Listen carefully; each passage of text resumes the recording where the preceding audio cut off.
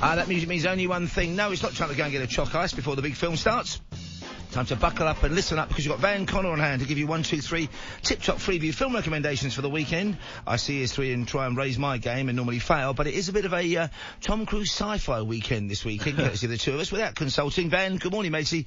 First of all, how's your week been? How are things? Can't complain, Mr. Ross. You know, I got to see a good movie this week, so that's always which fun. one was that? Which have you seen that you gave a thumbs up to? This week's been a really fun week. I got to see Catherine Called Birdie this week, which is best described as what happens if you give Jane Austen a vape pen. Okay. And yeah, and I got to see Don't Worry Darling, Olivia Wilde's new film, which is actually way better than you'd think. It's kind of like a bit Jordan Peele, and Florence Pugh, always amazing. I even managed to survive like a film that starred Harry Styles, which really impressed me. Well, I must say, the early reviews were terrible. I think a lot of it was motivated, kind of anti-Styles feeling. Was Amon Warren, who does some of our film critics on a Thursday, when he outlined the sci-fi plot, I thought, I'm gonna try and catch this. It sounds like an interesting kind of slightly paranoid thriller of the future, possibly. So, that's your week taken care of. Let's start with your first nomination, a Freeview recommendation, and this is, I think, a Tom Cruise classic, is it not? I think this is definitely a modern Tom Cruise classic, and also it gave way to an even more of a modern Tom Cruise classic, because this is the first movie that teams Tom Cruise and director Joe Kosinski. It's called Oblivion from 2013, and the pair would become fast friends that would lead to Joe Kosinski becoming the director of a dormant sequel to a Tom Cruise classic that opened this year and set the box office alight, known as Top Gun Maverick, obviously. Here, this is a sci-fi tale in which Tom Cruise is effectively the last man on Earth. He's not actually the last. He has a female partner he works with, and they effectively guard the wasteland that used to be planet Earth as machinery, harvests and collects minerals from the planet in order to basically, amass energy for the human race who are living above the world, effectively. And he starts to suspect that something is not quite right with this setup, that these zones that he's told not to go into on, what used to be Earth, that maybe something's not quite right with the story that he's been fed. And he starts to discover that there's slightly more to the fate of the human race than he'd been led to believe. I've got a clip for you. When I saw this film, I was reminded of what a great actor, beneath all the hype and the good looks of the action, what a great actor Tom Cruise is, because you really are there with him on this kind of increasing. First of all, you think he's paranoid, then you think, what the heck is going on? And I really enjoyed this film, I must say. I've forgotten all about it, but I'm looking forward to seeing it again tonight. Oh, yeah, absolutely. It's a very cool-looking film, so it's very slick, really well-designed. It's very much a film for the white gloss plastic, kind of iPhone aesthetic, palette. I really love this. It's a movie that stuck with me. The iconography of it, I think, probably should be better known than it is. If you've never seen Oblivion, it is really worth checking out, because like you say, Tom Cruise's performance in this, his acting range in this is actually given something to do in an otherwise pretty pedestrian, science fiction thriller. But again, given real star clout with Cruise giving it his all, I think. Here. So I've got a clip for you. This is on tonight, 9 p.m. on 5 Star. It's a great ride. Does also star Andrea Riseborough, Olga Kurylenko and Morgan Freeman. Like I say, 9 o'clock on 5 Star. Got a clip for you. Here we go. That object was the Tet, Jack. The Tet was our mission. That's impossible. That's impossible. Who are you? I'm your wife. Wow. ... to be continued. 5 stars tonight, 9 o'clock. Now, I've gone for a rather different film. In fact, you probably couldn't get a more different film.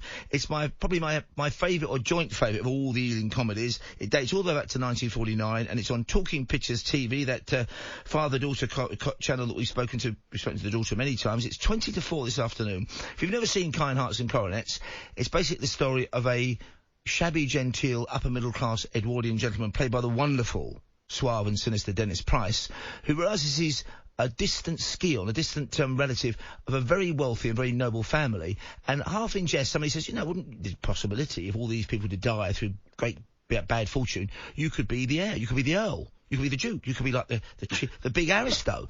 So he engineers it for to happen in a series of increasingly outlandish murders, mainly involving the same victim in various guises, which is the wonderful Sir Alec Guinness. Sir Alec Guinness, in one of his autobiographies, said it was probably his most fun film because he did something different virtually every day, a different costume, a different accent, a different character.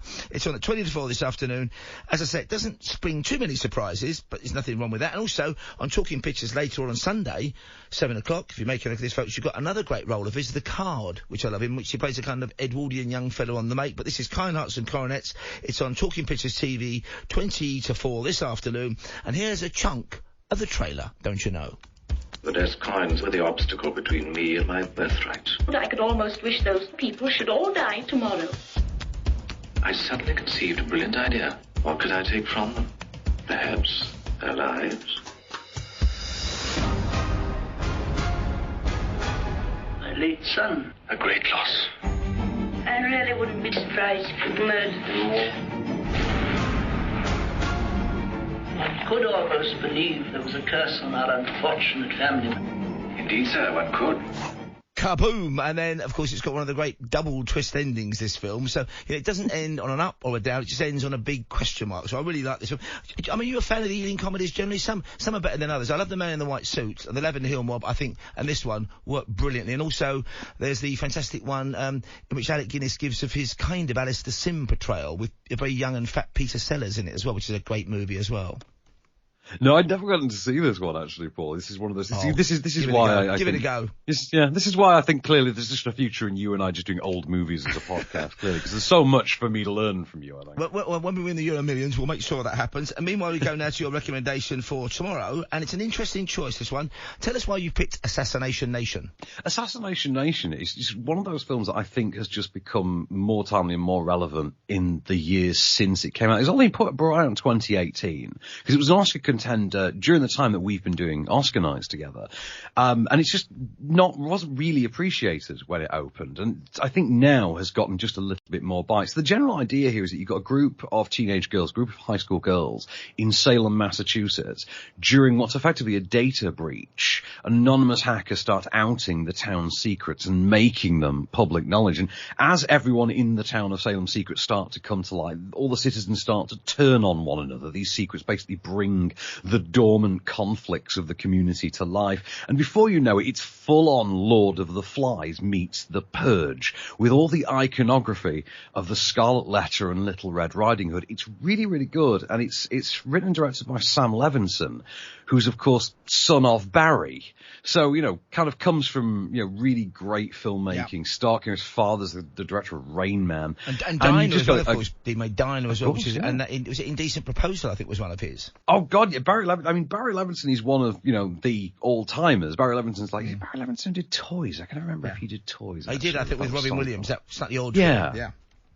Yeah, this one, though, really grisly, really violent, but also, I think, really on the nose and pointed with the statements it wants to make about how we view privacy and how we view our own sense of secrecy and integrity in a world that is increasingly more transparent, front-facing and connected, or at least is on the surface. Like I say, this is all sort of really, Cardigan speak for a film that is just really good and fun and nasty. But I think it is a good time, nonetheless. Worth checking out Saturday night, 11:35 on Film 4. Got a clip for you. This is from the brilliant Assassination Nation. Here we go. My name is Lily Colson. I'm 18 years old. And I don't know if me and my friends are going to live through the night. This entire town wants to kill us. And they may say that it's because they thought I was behind it. Or that I'm a whore, I'm immoral, I'm a homewrecker, I deserve it, I have it coming. Well, guess what? I didn't hack anybody. Each young woman, however, it's on late at night, so you can enjoy that one. Assassination Nation, a very creepy film, I found that one. Now, I've gone for a film that I thought it made money, but I thought it was unfairly overlooked almost at the time, because it's kind of old-fashioned, but in a good way. Directed by the wonderful John Frankenheimer, who directed the great action-packed French Connection 2. He gave us possibly Frank Sinatra's greatest film, one of the great films of the 60s, The Manchurian Candidate, with the original version we mentioned before. And this is called Ronin. It's on ITV4, 10:30 Saturday night. For those who don't don't know, I'm sure you do, a Ronin is a masterless samurai. So if you're a samurai, you've sworn allegiance to your lord. In this case, they're modern samurai, so they're intelligence, highly trained special forces officers. If they then leave the employ of their nation, then they become effectively guns for hire, killers for hire, experts for hire. And you've got a fantastic sort of wild bunch assembly here. Think of kind of slightly modern Dirty Dozen. So you've got Robert De Niro, who's brilliant in this, Stellan Skarsgård, Natasha McElhone, also Jean Reno, the man from Leon's in it, and Sean Bean, who plays a fascinating, deeply flawed character in this, plus Jonathan Pryce. So a great acting cast, great action, great car chases without nary a CGI, I'm pretty sure, in sight. This goes all the way back to 1998. As I say, it made money, this, and I think there was talk of some kind of sequel, but you know, he doesn't really do sequels, does he, Robert De Niro? So that was never going to happen, and it seemed to just kind of disappear into the ether, this film. But I always try and catch it when it's on, and it's on ITV4, 10:30 Saturday night. Is this on your list of ones you'll be trying to catch again this weekend, or did you not rate this one, Ben? No, I really like this one, and I remember it coming out. It was kind of it opened around the same time as like Mel Gibson's remake of Point Blank. Yeah. His remake of Point Blank, or Payback, I think it's called. It wasn't a bad film either, but again, you kind of think, why bother remaking a classic? Exactly, but it did come at a really stagnant point for mainstream studio-driven action around 97, 98, and I think the only thing that really stole the thunder for Ronin was the release of Heat 2 years earlier. Yes. I think a lot of people were still processing that around the time Ronin came out, and it still kind of got overlooked as a result. I do think that's unfair, because Ronin is really, really good, and Jean Reno in particular, I think, is terrific in it. And also it's double cross, you need to pay attention. Sean Bean gives one of his best performances, a real calling card to Hollywood. This is, of course, he'd already kind of made it. And John Frankenheimer, the director, master of car chases, French Connection too, but also he made Grand Prix with James Garner back in the 60s. And he made that fantastic, underrated science fiction black and white classic with Rock Hudson, Seconds, about identity swap. Very disturbing film that is as well. So he's a director with a lot of credit. This was basically his swan song hit movie. It's on ITV4 Saturday night, 10:30. It's Ronin. Here's the trailer. He was hired to lead a mission. This is what we're after. To recover a package. We need to take it intact from several men who will be intent on preventing us. Nice. My kind of job. That some are willing to die for. Relax, darling. Just a game. Could you take a picture of me and my wife? Get the background. This guy goes for the case. Other guy's protecting the principal. Oh, they're good. And everyone is willing to kill for. I want $100,000. I want it up front. I want another $100,000 when you get the case. Wow, kind of Travis Bickle, but trained by special forces in that one. And we've also got my third recommendation of the week, another Freeview film on Film 4 this time, and it's our second Tom Cruise science fiction classic. Now, Philip K. Dick's work has been turned into big screen blockbusters like, well, he wrote the original story for Blade Runner, he wrote the original story for Total Recall, both with very different titles. He also wrote the story for it turned into a Ben Affleck film, I think directed by John Woo, which I really enjoyed, Paycheck, which I thought was slightly underrated at the time. Great kind of science fiction action. But he also wrote, and without changing it, he called it The Minority Report. Spielberg got together with Cruise, I think, for their first outing? This predated War of the Worlds, I think. And this was the first time, this is the very first collaboration. And what's great about this is, folks, it's brilliant special effects that still look kind of, the visuals in this are great today, when there's kind of, Tom Cruise can conjure up computer screens, basically it seems in thin air, which I think is something that will be all anticipated within the next 5 years, but Spielberg and Cruise got there first. And it's basically about an organisation to arrest criminals of the future. And they can look at people's past records and look at their relationships, and they've got this weird way of glimpsing into the future, and they can see when somebody's about to commit a murder, so they nick them for it beforehand, but also convict them of it beforehand. So it's like you're convicting people in advance of their crime. So there's a moral ambiguity there. There's also Tom Cruise's character is a kind of twisted, tormented soul because he's lost his son, and he's, desperate to find out who has killed his boy. Colin Farrell's in this as well, very young and fresh-faced, but more than holding his own with a cruise master. And again, I think this did well. Max von Sydow's in it as well. Samantha Morton's brilliant in it as one of the people who helps glimpse the future. It's an interesting, like a lot of Philip K. Dick stuff, it's interesting kind of moral-wise about what it is to be human and what kind of rights human beings should have, and whether developing something for science means you should necessarily always follow that particular research pattern. But don't quite know why. I mean, again, when we think, I suppose he's made so many great blockbusters, we tend to overlook a couple of Tom Cruise's films, and I think maybe it's the science fiction ones like Oblivion and Minority Report that don't quite get the focus they sometimes deserve, because I suppose he's done so much in his career, Tom Cruise, Van. Oh, absolutely. And he's always been one of those actors as well who's always been friendlier to science fiction than a lot of mainstream megastars historically are. I like that about the guy, to be really honest. I'm one of the few people who I think I genuinely believe for a second, yeah, he absolutely will turn up in Doctor Strange 2. Never quite happened, although it was a serious room for a while. I think, though, to be honest, this is one of his all-timers. I do think this is, like I say, it was the first collaboration between Spielberg and Cruise. It was something that was coming for a long time. You and I have talked about War of the Worlds before that they did, which is like 3 years after this. And it's a movie that you look at and you have to respect, I think, more than anything, the craft in there. This is the Philip K. Dick work that has been adapted, I think, into the most crowd-pleasing, successful work of film. If you're being sort of academic as to what makes a straight-up, show-it-to-anyone good movie, this is arguably the best of the Philip K. Dick adaptations. No argument from me on that one. Film 4, 9 o'clock Sunday night, The Minority Report, or Minority Report. Here's the trailer.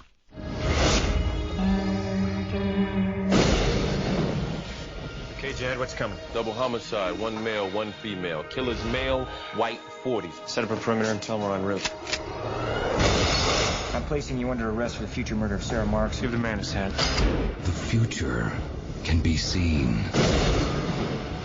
All we have to run on are the images that they produce. We see what they see. There hasn't been a murder in 6 years. There's nothing wrong with the system. It is perfect. I agree. Murder can be stopped. Tell me exactly what it is you're looking for. Flaws. You ever get any false positives? We are arresting individuals who have broken no law. But they will. The fact that you prevented it from happening doesn't change the fact that it was going to happen. The system can't be wrong. You say something, Chief? No. You're in a lot of trouble, John. I have a warrant in my pocket that says murder. Don't run. You don't have to chase me. They always run, said the poster tagline. Now, before we get into your final recommendation, because you want us to end Sunday night, and why wouldn't we, with a bit of Jason Statham, the Stath. Tell us about Off Screen, your podcast that drops, I think, at 6 o'clock this morning, Van.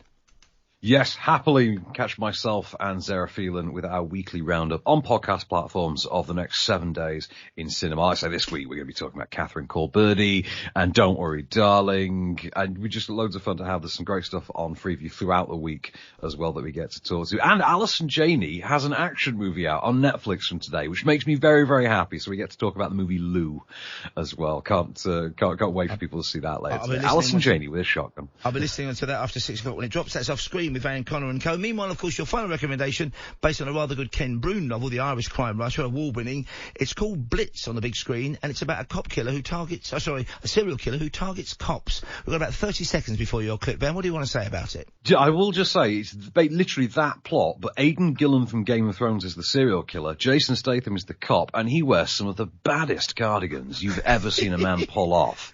I swear to God, this film is brutal and hilarious. I'm happy to just go away and let you have the clip, because it's so good, this movie. If you can see Blitz, which is on 11:05 Sunday night on 5 Star, do. It is, honest to God, Jason Statham's best movie. And I say that with no bones. This is Jason Statham's best movie. See Blitz. I wouldn't disagree with that either. Huge thanks to Van Connor. Let's end with a burst of the Statham himself in action in Blitz. He set fire to a police dog. You choked it. Somebody asked him why he did it. He said, practice. Well, that's it. Seriously, he's a nutter. If we pulled in every who said that, we'd be able to harass his suspects. What's his name? Well, I don't know. But I'm meeting a guy later who's going to get it for me. Don't bother. I'll go to the gym. Ask the manager. Did you see Half a portion of crisps. No point in arguing with the Stath, is there? Huge thanks to Van Connor, our main man when it comes to all Freeview movie recommendations. On the way, the big question for the weekend, for today, tomorrow and Sunday, what's the weather going to be like? The Met Office coming up after this. Cheers, Van.